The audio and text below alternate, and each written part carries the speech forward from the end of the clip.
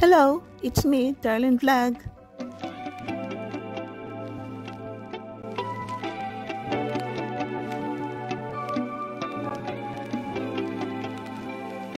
Good morning mga kalingap, good afternoon, good evening mga ka-Jomcar. It's me, Darlene Vlog. So mga kalingap, mga ka-Jomcar, mag-reaction na naman tayo. Pero siyempre, bago yan, i-shoutout mo natin si Kuya Santos Matubang at ang kanyang bye-bye, si Ate Ena Vlogs, si Kalingap Rab, ang presidente ng Karipa Pirador, si Kuya Noli, si Urieta TV, Kalingap Jomar, Carla Topular. Paki-subscribe po sila, panoorin ang kanilang mga vlog.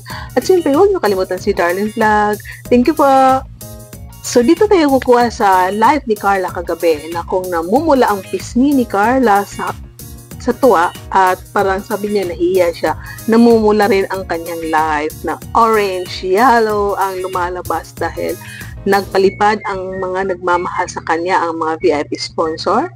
Si Connie, si Jenny, si Andy, Cabral at marami pang iba. Pero tatlo lang muna ang ating ipapakita. Ito ipaparinig sa inyo na yun lang muna ang nasid ko. Pero pwede nyo bisitahan ang live ni Carla kagabi na maraming sponsor na dumalaw at nagpalipad na parang namumula ang gabi, namumula ang live ni Carla. Lumalabas yung mga yellow, orange, pula sa live ni Carla. Tito Andy! Grabe naman po yan, Tito Andy. Thank you so much po, Tito Andy. Tita Jenny po ulit, Tita Jenny.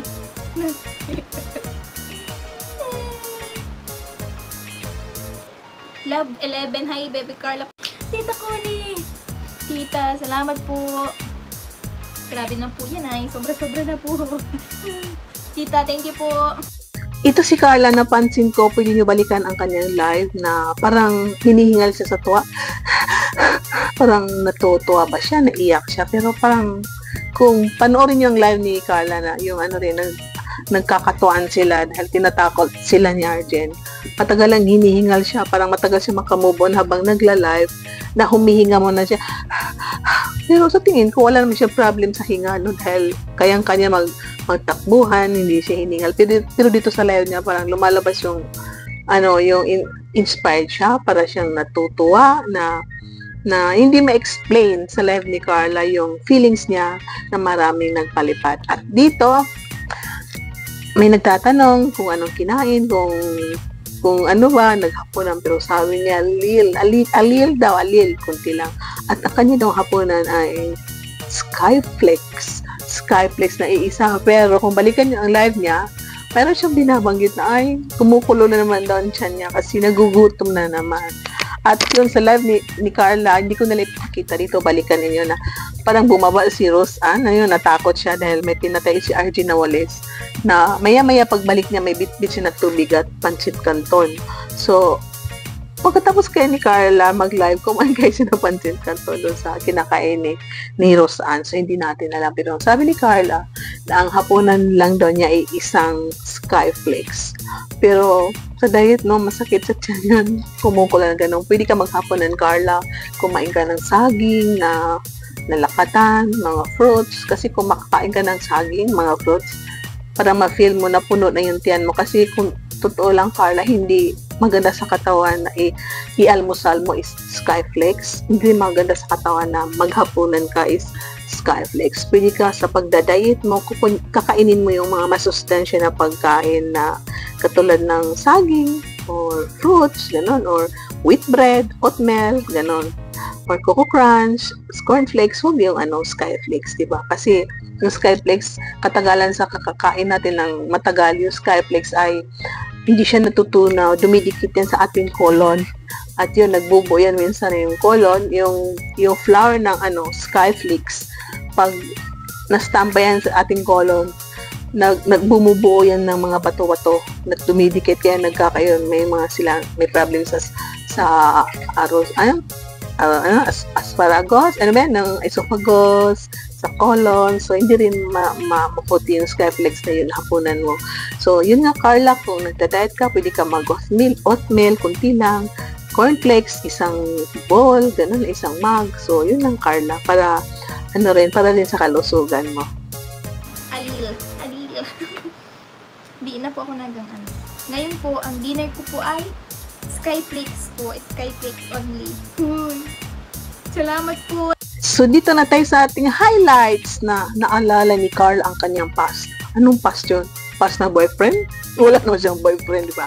So, yun nga, kahit nga tayo, habang nanonood tayo sa part 66, naalala natin yung ating kabataan past, di ba?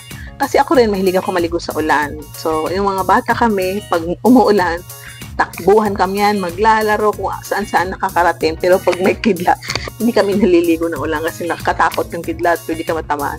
So, ito nga si Carla, may nagtanong, yung ikwento daw, yung buhos na ulan. At sabi na yun, na-reminisce yun, parang naalala siya, nag-recall sa kanya yung kanyang pagka-baby. Siguro ito si Carla naliligo sa ulan. Siguro minsan malakas ang ulan, pumupunta sila sa tabing dagat, naliligo. Kasi taga di ba, malapit yung bahay nila sa dagat. So siguro pag malakas ang ulan, hindi maalon, naliligo yan sila sa dagat. Kaya naalala niya. So yun, naalala ni Carla ang kanyang past. Past ninyo, hindi nyo ba naalala? No, abang nanood kayo ng part 66, naalala niyo yung kabataan ninyo dyan sa dagat, nagtatakbuhan, kung taga-dagat man kayo, yung naliligo kayo sa ulan. So, yun nga ha, naalala ni Carl ang kanyang past noon sa kanyang kabataan, yung babies pa daw siya. Yung buhos ng ulan ni Jomar. Yung sa pag-rides po ba namin, pag-joyride po. Yan, sobrang saya po. Sobrang saya-saya, sobrang saya po. Para po akong na-reminisce sa aking pagka-baby. At siyempre, hindi mawawala ang agom niya sa kanyang live nito. Si Jomar, pag nagla-live, minsan binibisita ni Carla. At ito si Carla, binisita rin ni Jomar. So, yung nga ba sila kukulitan sila, siguro di ba, yung gabi na nagko-comment si Jomar. Comment si Jomar na may sabi niya masarap. Doon ata sa bit ni sinuturusan na Pansit Canton, saan ba yung comment niya na masarap, sabi niya. Pero ito nga, na pagbalik niya, harap na sila magpipinsan, pagbalik niya doon sa harap ng kanyang laptop, nakita niya si Jomar, kalingap Jomar, biglang shoutout. So, na-shoutout niya si kalingap Jomar. Bakit hindi siya nagsabi, hello, I miss you, babe. I miss you, Agom. I miss you, Charivani. Sabi naman ng pagka-shoutout mo, talagang caps lock ang kalingap Jomar mo, Carla. Sa next time, hello, Agom, nandiyan ka pala. Kailan ka dumating, Agom? Chabi Bani, kumain ka na ba? Nakauwi ka na pala, nasa bahay ka na pala. Hello, shoutout. O, Carla, para yung mga manonood mo, ako, hindi naman matutulog sa kilig. At, so yun ang style mo. So, ayan, irespeto natin, di ba? Dahil yan ang gusto mo. Di ba, Carla? Kalingap, Jomar. Ay, hello po, shoutout na po. So, hanggang dito lang tayo, mga kachungkar, mga kalingap, sa ating reaction sa live ni Carla na umuulan-ulan ng orange, ng pula, ng yellow ang palipad ni Carla at tumisita ang kanyang agom at naalala niya ang kanyang past. So, thank you po sa lahat na nanood. Please paki-like, thumbs down, paki-like ang ating video, mga kaibigan, mga kachumkar, mga kalingap. Comment down sa lahat ng mga positive na mga comments. At please paki-share at huwag kayo mag-skip ads. Okay? So, tuloy-tuloy lang po ang pagmamaraton ng mga vlog ni Kalingap Grab. Siyempre, isali niya mga vlog ni Kuya Balsuntos Matubang. Marathon din niyo, gaya ng pagmamarathon niya sa mga vlog ni Kalingap Jomar at ni Carla. So, thank you po sa lahat na manonood. Bigalaw shoutout sa lahat na OFWs, Kalingap partners, reactors, charity vloggers, lahat na love team. Hello. Bigalaw shoutout sa Jumcar community, Jumcar fans for life, solid Jumcar supporters, marathoners. I love you all at ingat kayo. Enjoy sa pagmamarathon and God bless you and don't forget to smile. See you in my next vlog. Bye!